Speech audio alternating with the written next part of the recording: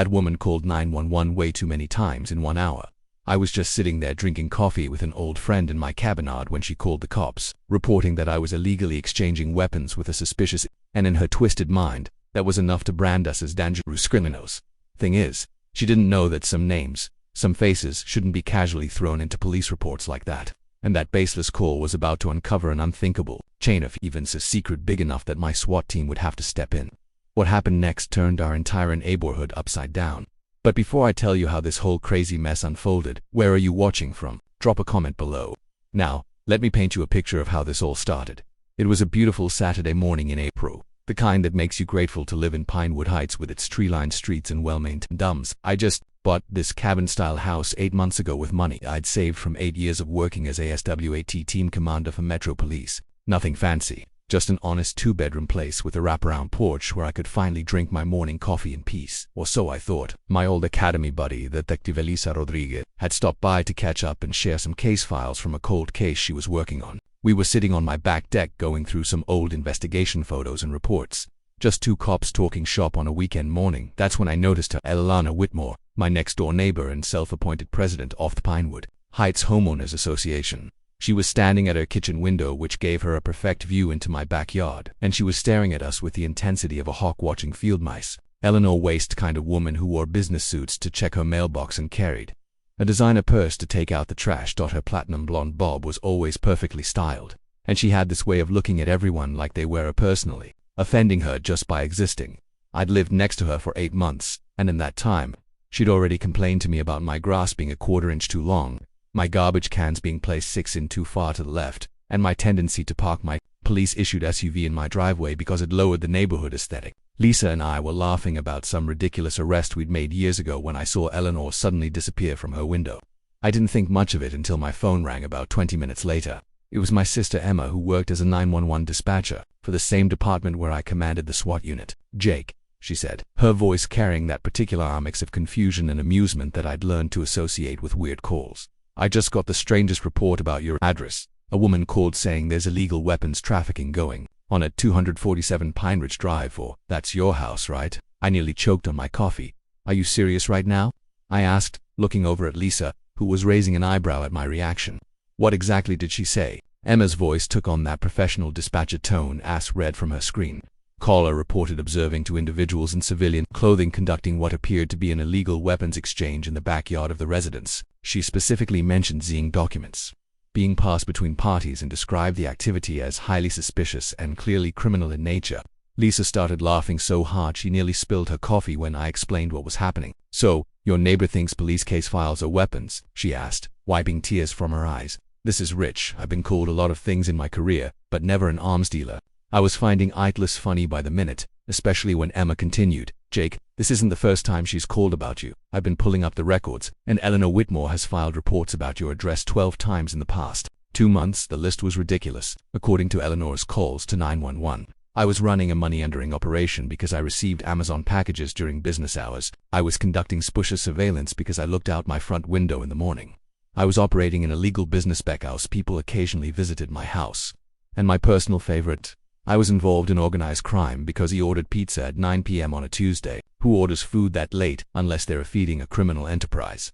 she had told the dispatcher. Emma was trying not to laugh as she read through their complaints, but I could hear the amusement in her voice. "The best part is she always calls back within an hour, towed more evidence to her original report. Last week she called to report that you were sending coded messages bars you waved at the mailman." Just as Emma was telling me about Eleanor's pizza conspiracy theory, my phone buzzed with a notification from the Pinewood Heights Community Forum. Eleanor had posted what she probably thought was a neighborhood safety alert. "Urgent warning, illegal weapons activity currently in progress at Pine Ridge 247. Multiple suspicious individuals were observed exchanging dangerous materials in broad daylight. I have contacted authorities, but residents should remain vigilant." The post already had 3 confused comments from neighbors asking if she was talking about the police officer who lived there. But Eleanor had responded to each one with increasingly frantic explanations about how that was exactly what they want you to think and how I had clearly fooled everyone with my cover story. Lisa was reading the forum post over my shoulder and shaking her head in disbelief. "This woman has some serious paranoia issues," she said. "In my experience, people who are this obsessed with everyone else's business usually have something pretty significant to hide." She wasn't wrong. I dealt with enough actual criminals to know that The ones who screamed loudest about law and order were often the ones breaking the most laws.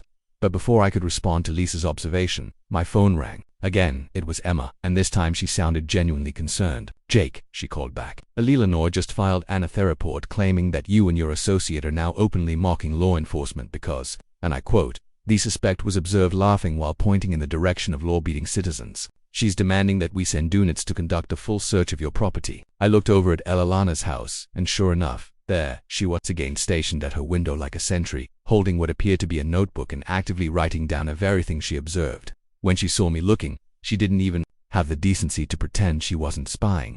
Instead, she held up her hand in what I could only assume was meant to be some kind of stop right there gesture, as if she was personally placing me under citizen's arrest from across the yard. "You know what, Emma," I said, making a decision that would end up changing everything. "Send a patrol unit out here. If Mrs. Whitmore wants to play games with official police reports, we'll play by official rules. Let's see how her story holds up when real officers start asking real questions." But what I didn't know at that moment was that Eleanor's obsession with calling 911 about me was about to reveal something much darker than neighborhood paranoia, something that would explain why she was so desperate to paint me as the criminal in our little suburban drama, because sometimes the people who scream loudest about crime are the ones with the most blood on their hands. Within 15 minutes of my call to Emma, I watched a Metro Police patrol car pull up to my curb. Officers Martinez and Chen stepped out, both of whom I'd worked with on joint operations before. They gave me a professional nod as they approached, clearly trying to keep this as routine as possible, despite the absurdity of the situation. "Commander Thompson," Officer Martinez said with barely concealed amusement, "we understand there's been a report of suspicious activity at this residence." Lisa held up her badge when the officers approached. "Detective Rodriguez, Metroide, I can confirm that these suspicious documents your caller reported were case files from a 15-year-old cold case. Unless reviewing old murder investigations is now considered weapons trafficking.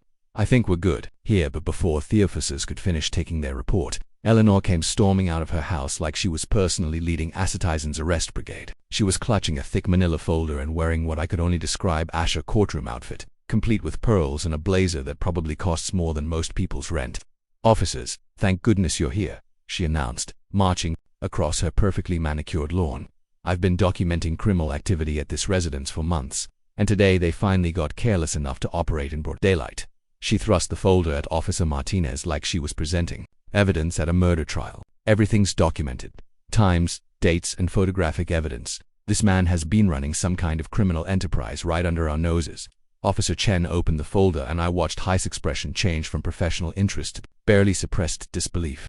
Eleanor had photographed me taking out me trash with timestamps and notes about how no legitimate citizen needs to dispose of materials at exactly 7:15 a.m. every Tuesday unless they're following a criminal schedule. There were pictures of Lisa arriving this morning with detailed observations about how she clearly casing the neighborhood by looking at house numbers. My personal favorite was a 5-page analysis of my suspicious vehicle patterns, which was her term for me leaving for work at different times depending on whether I had early morning SWAT calls or administrative duties. "Ma'am," Officer Martinez said carefully, "these appear to be photos of completely normal activities, taking out trash, receiving mail, and having visitors.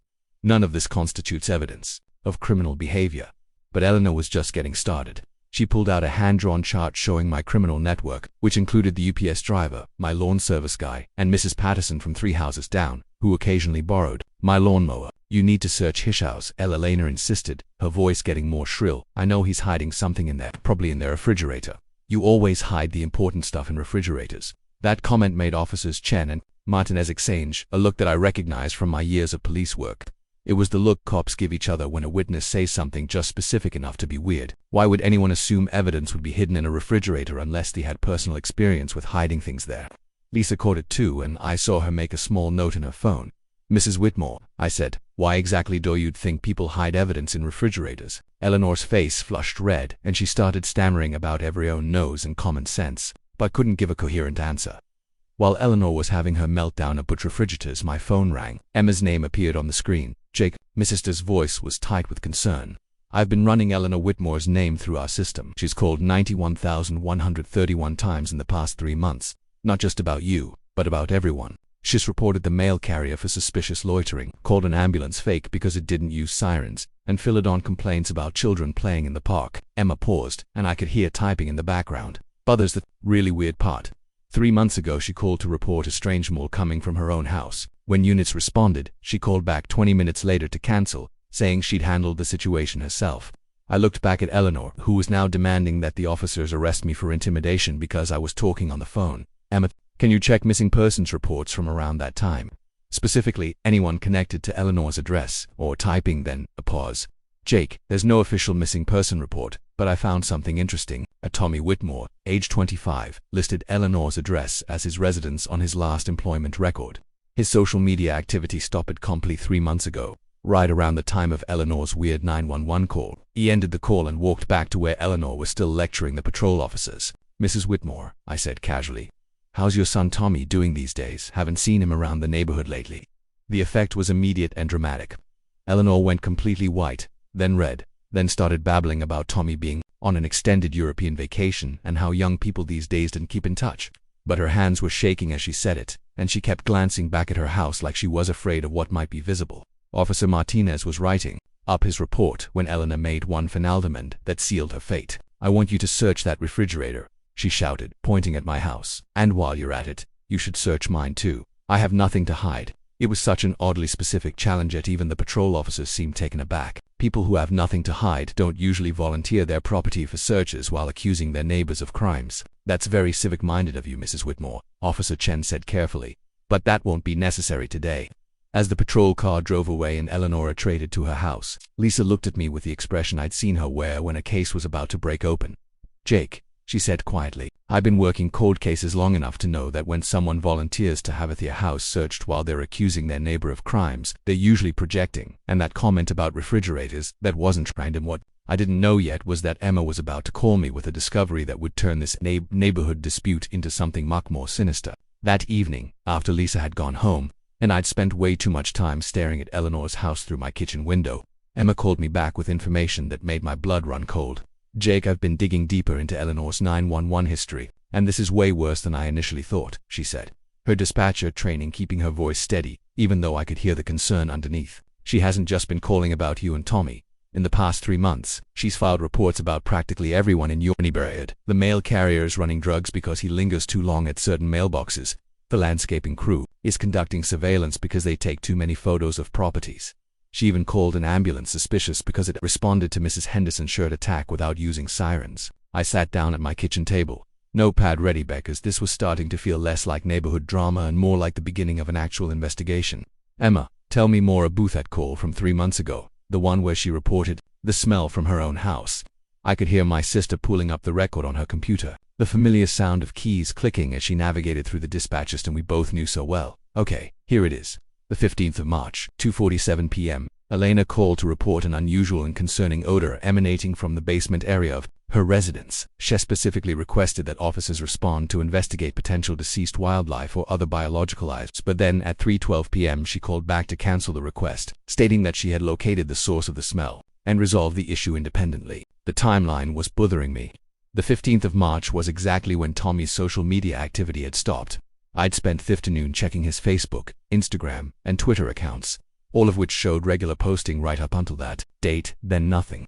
Complete radio silence from a 25-year-old who had previously posted multiple times daily about his job at the auto parts store, his weekend plans, and his ongoing disputes with Eleanor about his inheritance from his father. Emma, did anyone ever follow up on what she meant by resolve the issue independently?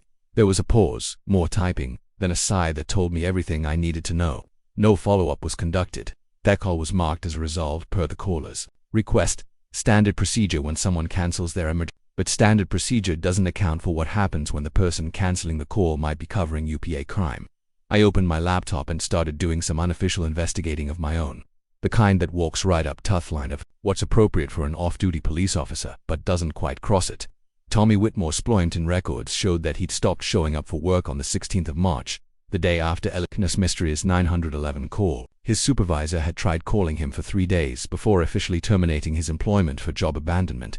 His bank account showed no activity after the 14th of March. No ATM withdrawals, no credit card purchases, nothing that would indicate he was alive and traveling in Europe like Eleanor claimed. I was deep in my research when I noticed activity on the Pinewood Heights community forum. Eleanor had posted again, this time in response to several neighbors who had started questioning her earlier post about my alleged weapons trafficking. The thread had exploded with comments, and Eleanor was responding to each one with increasingly frantic explanations. Jake Thompson has manipulated all of you into believing his cover story. She wrote, "This is exactly how organized crime operates, by infiltrating communes and gaining trust before striking. I have been documenting his activities for months, and the pattern is undeniable. Anyone who defends him is either naive or complicit, but it was the older posts that caught my." I scrolled back through 3 months of forum history and found a thread titled, "Eleanor Whitmore Behavior Concerns," that had been quietly growing since February. Neighbors were documenting their own experiences with Eleanor's increasingly erratic behavior. Mrs. Patterson had posted about Eleanor following her teenage daughter home from school, claiming she was monitoring suspicious youth activity. The Johnson Shad complained about Eleanor installing cameras that pointed directly into their backyard. Most disturbing was a post from the Garkas, who lived on the other side of Eleanor's house, describing how she had accused their landscaping crew of casing the neighborhood and had tried to physically prevent them from doing their job. I called Lisa, figuring thought a homicide detective's perspective might help me see patterns I was missing. Lisa, hypothetically speaking, if Simeone wanted to cover up a death in their home, what would be the biggest challenges they'd face? She was quiet for a moment, and I could practically hear her detective brain switching into gear. Well, the smell would be the immediate problem, especially in a residential neighborhood where houses are close together. Then there's the issue of disposal, but that's less urgent than you'd think if you have the right storage solution. Her voice took in the clinical tone she used when discussing case details. "Jake, are you asking me this for a reason? Because if you're thinking what I think you're thinking about your neighbor, we need to be very careful about how we proceed." He told her about Tommy's disappearance timeline, the cancelled 911 call, and Elena's obsession with refrigerators and basements. Lisa was quiet for a long time before responding. "Jake, in my experience, people who are this paranoid about everyone else's activities are usually projecting their guilt. And the fact that she keeps mentioning refrigerators and offered to let police search hers. That's not normal behavior. That's someone who's either incredibly confident in their ability to hide evidence or someone who's had a lot of practice thinking about where evidence might be hidden." The more we talked, the more convinced I became that Eleanor's campaign against me wasn't random neighborhood nosiness. It was a deliberate attempt to establish herself as the concerned citizen, the watchful neighbor, the person who couldn't possibly be involved in anything criminal because she was too busy reporting everyone else's suspicious activities. It was a masterpiece of misdirection, and it might have worked if she hadn't been so obvious about it. But her obsession with calling 911, her specific knowledge about hiding evidence in refrigerators, and her extreme reaction to questions about Tommy all pointed to someone who was desperately trying to control a narrative that was threatening to spiral out of her control. As I hung up with Lisa and looked across the yard at Eleanor's house, I noticed that every light on their first floor was on, and I could see her silhouette moving back and forth behind the windows in what looked like agitate passing whatever was going on in that house. Eleanor was getting more desperate by the hour. What I didn't realize was that her desperation was about to lead her to make the kind of mistake that would give us the evidence we needed to uncover the truth. The next morning, Lisa showed up at my door with 2 cups of coffee and the kind of determined expression that told me she'd been thinking about our conversation all night. "Jake, I've been working cold cases for 12 years, and I've learned to trust my instincts when something doesn't add up," she said, settling into the same chair on my deck where this whole mess had started 24 hours earlier. "I did some digging into Tommy Whitmore's background last night, and what I found is disturbing. 3 months before he disappeared, Tommy had contacted a probate attorney about challenging Eleanor's control over his father's estate. According to the lawyer I spoke with, Tommy believed Eleanor had been systematically draining his inheritance and wanted to file for a full financial audit. This was the kind of information that transformed a missing person case into a potential murder investigation. I pulled out my notepad because if we were going to do this, we needed to do it right. "What kind of money are we talking about here?" Lisa consulted her notes. "The thorough kind that good detectives keep even when they're working on official cases. Tommy's father left an estate worth approximately $400,000, including the house Eleanor still lives in, a life insurance policy, and several investment accounts. Tommy was super set to inherit everything when he turned 25, which happened in February. Eleanor wasn't meant to be the executive until he came of age. But according to Lisa's research, Eleanor had been busy in the months leading up to Tommy's 25th birthday. She'd withdrawn nearly $200,000 from the estate accounts, claiming it was for property maintenance and administrative costs. She'd also taken out a second mortgage on the house that Tommy was supposed to inherit, using the money to pay off her debts." Jake, this woman had $250,000 reasons to make sure Tommy never claimed his inheritance. Lisa said her detective instincts engaged in the timing of his disappearance right after he'd contacted a lawyer. "That's not a coincidence." I was processing this information when my phone buzzed with a notification that made my blood pressure spike. Eleanor had tagged me personally in a new post in the Pinewood Heights Community Forum. "Urgent update. Jake Thompson has now enlisted additional criminal associate to intimidate law-abiding residents. Yesterday, I observed the same suspicious female individual returning to his property for what appeared to be a strategy meeting. I have photographic evidence of their continued conspiracy against neighborhood safety. She had taken pictures of Lisa arriving with coffee this morning and was presenting them as evidence of criminal activity. But Eleanor's social media campaign was about to backfire. Spectacularly, the neighbors were starting to see through her act. The comments on her post were brutal. Eleanor, that's Detective Rodriguez from Metro Police. She's a homicide investigator, not a criminal, Mrs. Whitmore. Have you considered that maybe you read the problem in this neighborhood? This is getting ridiculous. Jake's a SWAT commander, not a mob boss. The tide of public opinion was turning against Eleanor, and she was responding with increasingly desperate posts that made her sound more unhinged with each update. While Eleanor was melting down online, Lisa and I decided to take a more systematic approach to our investigation. Using resources that were technically available to both of us in our official capacities, we started building a timeline of Eleanor's activities in the weeks around Tommy's disappearance. What we found was a pattern of behavior that's planning rather than impulsive action. 2 weeks before Tommy vanished, Eleanor had hired a professional clean service to deep clean her basement. A week later, she'd purchased a new industrial-grade freezer, telling the delivery company she was planning to stock up for emergencies. 3 days before Tommy's disappearance, she'd rented a carpet cleaning machine and bought several bottles of industrial-strength odor eliminator. Jake, look at this, Lisa said, showing me her laptop screen. I've been analyzing Eleanor's 911 calcing AI voice pattern recognition, and I found something incredible. On 4 separate occasions over the past 3 months, someone called 911 using Tommy's name to cancel missing person reports that were never officially filed. The voice analysis shows a 97% probability that those calls were made by Eleanor, not Tommy. This was the smoking gun we'd been looking for. Eleanor hadn't just killed Tommy, she'd been systematically turned him to prevent anyone from reporting him missing. But the most damning evidence was yet to come. Lisa had used her access to financial databases to track Eleanor's spending patterns, and what she'd found painted a picture of someone desperately trying to cover their tracks. In the week after Tommy's disappearance, Eleanor had made several cash purchases that seemed designed to leave no paper trail. A new deep freezer from a store across town, professional-grade cleaning supplies, and even a consultation with a lawyer about hypothetical estate issues when beneficiaries are unreachable. She'd also made several trips to stores that sold lime and other chemicals commonly used for biological cleanup. The pattern is textbook, Lisa explained as we reviewed the evidence. She killed Tommy probably with poison based on the lack of any physical evidence, then used the industrial offers to preserve the body while she systematically drained his accounts and sold his assets. The 911 call about Thesmo was probably when she was moving the body to more permanent storage. It was a chilling scenario, made worse by Eleanor's obvious confidence that she'd never be caught. As if she could sense that we were closing in on the truth, Eleanor's behavior became even more erratic. She'd hired a lawyer and was threatening to sue me for harassment and defamation, claiming that my criminal associates were conducting illegal surveillance of her property. She'd solicited a petition to have me removed from the neighborhood for incompatible lifestyle choices, whatever that meant. But her biggest mistake was yet to come, because Eleanor's paranoia and need for control were about to lead her to provide us with the final piece of evidence we needed to bring her down. Eleanor's decision to go nuclear and contact the local news turned out to be the biggest mistake she could have made. 2 days after threatening to sue me, she called Channel 7 News and demanded they investigate what she termed police corruption and criminal conspiracy in Pinewood Heights. I found out about it when my phone started ringing off the hook with calls from reporters who wanted my side of the story. The irony wasn't lost on me that Eleanor's attempt to destroy my reputation was about to expose her crimes in the most public way possible. The interview aired on the Thursday evening news, and it was a masterpiece of self-incrimination disguised as concerned citizenship. Eleanor sat in a perfectly appointed living room wearing her best pearls and speaking in the kind of measured tone that people use when they're trying very hard to sound reasonable. I've been documenting suspicious activities in our neighborhood for months, she told reporter Jennifer Walsh.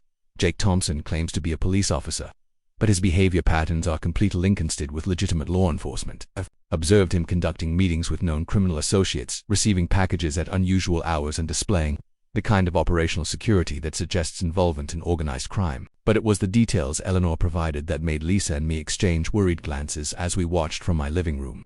She described my daily routine with the precision of someone who had been conducting surveillance for months. She knew what time I left for work, what time I came home, how often I received deliveries, and even which neighbors I talked to, and for how long. On the 15th of March, for example, Eleanor Canton, I observed Thompson conducting what appeared to be a body disposal operation in his backyard. He was moving large, heavy objects under the cover of darkness, clearly attempting to avoid detection. The problem with Eleanor's story was that the 15th of March was the day she'd called 911 about the smell from her own house, and I had been working a late shift that night, something that could be easily verified through department records, but more importantly, Eleanor's obsession with that specific date was revealing. Why would she be so focused in the 15th of March unless something significant had happened to her that day? Something that made her hypersensitive to any activity that might be related to body disposal. Channel 7 had done some basic fact-checking before airing the story because reporter Jennifer Walsh asked Eleanor directly about her history of 911 calls. Mrs. Whitmore, we've learned that you've contacted emergency services over 30 times in the past 3 months. Some numbers are suggesting that you might be the source of the problems you're reporting. Eleanor's response was immediate and defensive.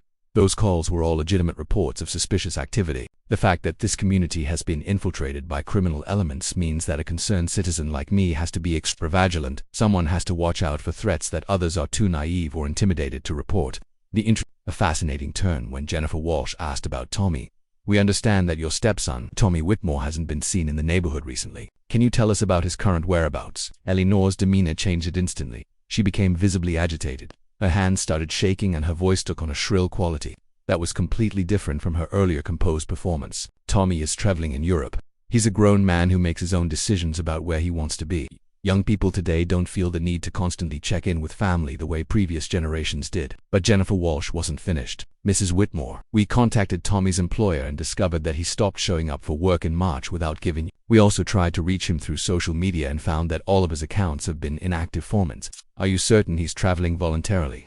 Eleanor stood up abruptly, nearly knocking over her coffee cup.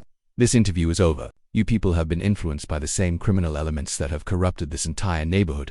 Tommy is fine, and I don't appreciate the implication that anything has happened to him. The interview ended with Eleanor storming out of her living room while the camera was still rolling, leaving Jennifer Walsh to deliver a closing segment that essentially invited viewers to draw their conclusions about what might have happened to Tommy Whitmore.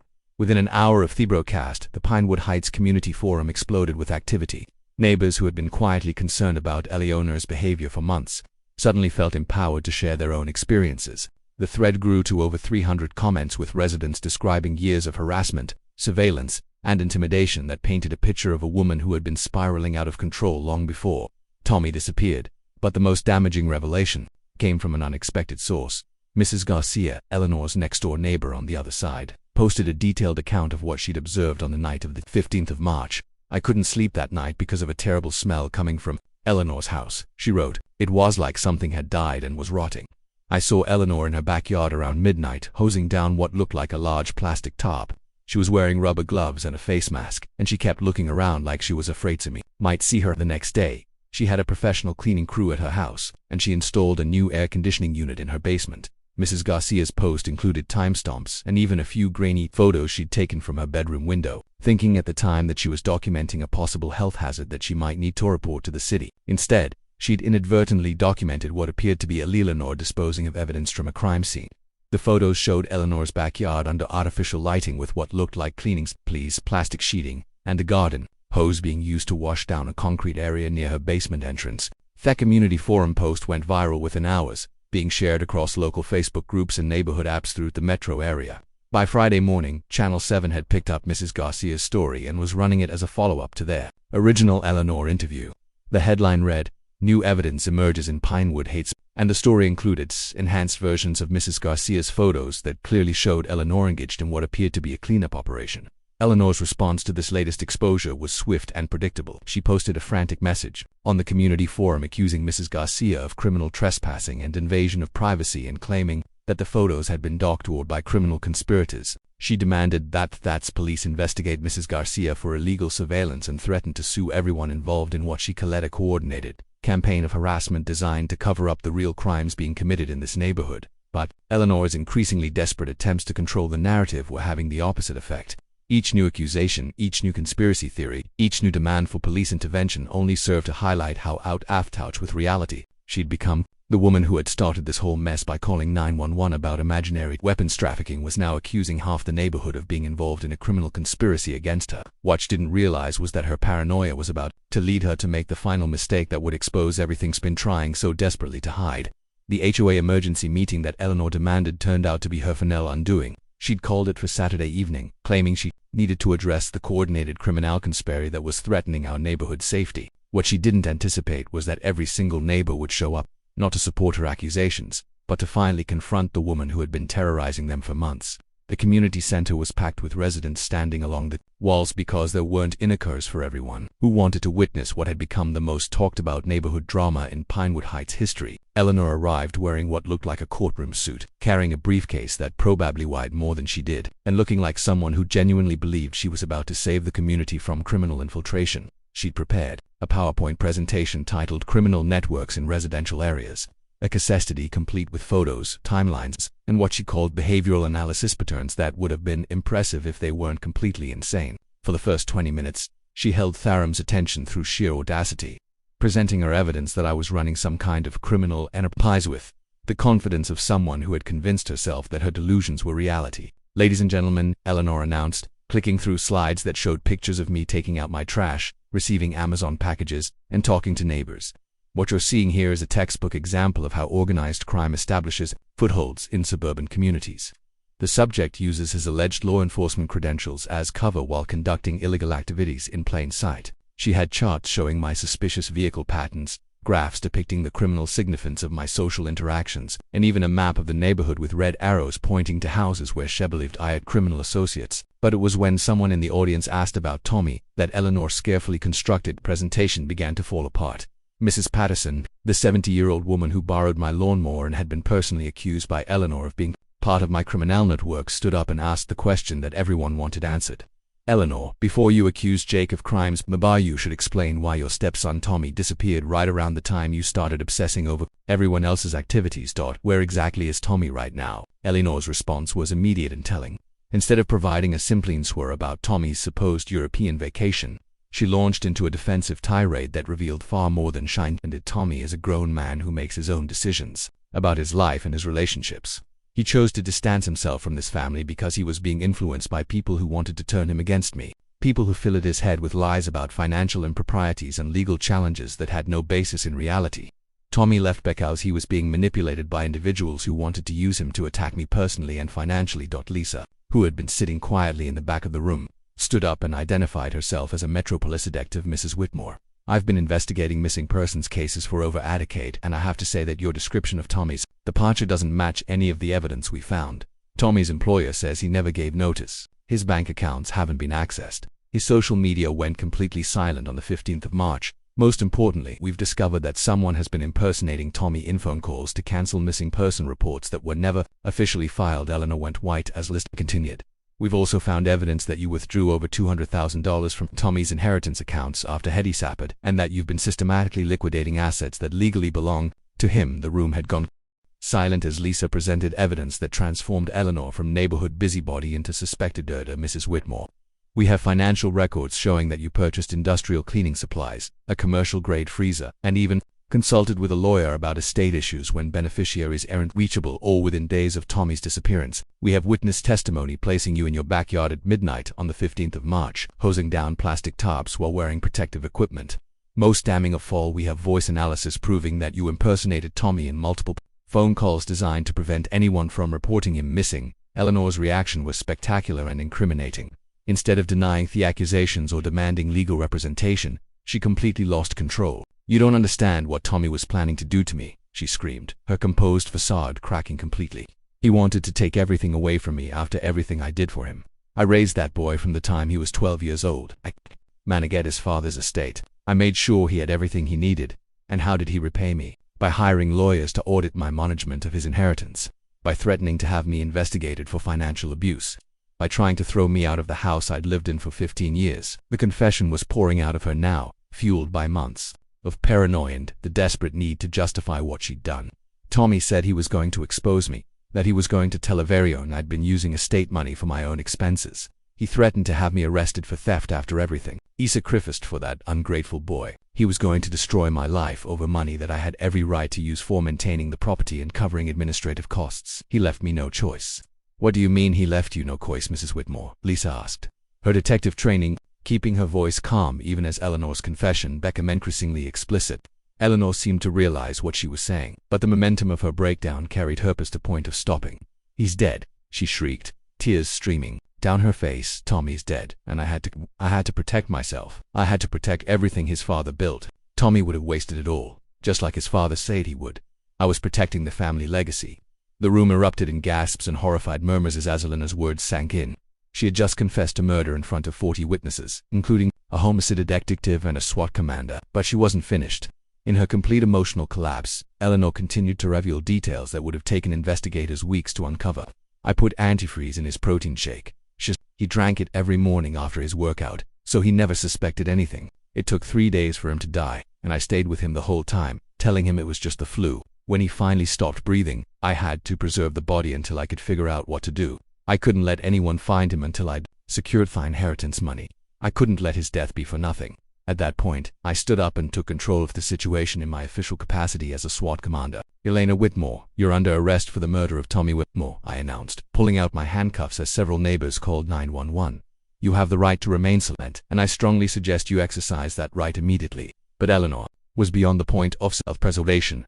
As I led her toward the community center exit, she continued to justify her actions, explaining how she'd used the industrial freezer to preserve Tommy's body while she systematically drained his accounts, sold his possessions, and created the fiction that he'd left town voluntarily. The Pinewood Heights emergency home meeting had turned into a murder confession witnessed by an entire community and recorded by multiple cell phones. Eleanor's desperate attempt to convince everyone that I was the neighborhood criminal had installed her as something far worse, a calculating killer who had murdered her stepson for money, then spent months trying to frame an innocent neighbor to deflect suspicion from herself. But as we waited for the patrol units to arrive and take Eleanor into custody, I realized that this was only the beginning of what we would discover about the woman who had been living next door to me for 8 months. The search of Eleanor's house, the following Mondrevolt horrors that went far beyond what any of us had imagined.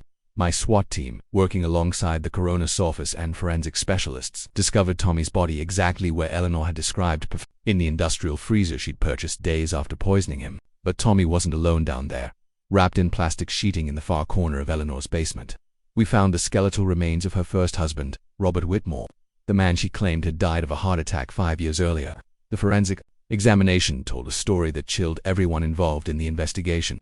Robert Whitmore's remains showed clear evidence of arsenic poisoning, administered over several months in doses small enough to mimic the symptoms of heart disease. Eleanor had been slowly killing her husband while playing the role of devoted caregiver, documenting his declining health in detailed journals that she'd planned to use as evidence of natural death. When Robert finally succumbed to the poison, Eleanor had convinced everyone, including the family doctor, that his death was the inevitable result of his poor cardiac health.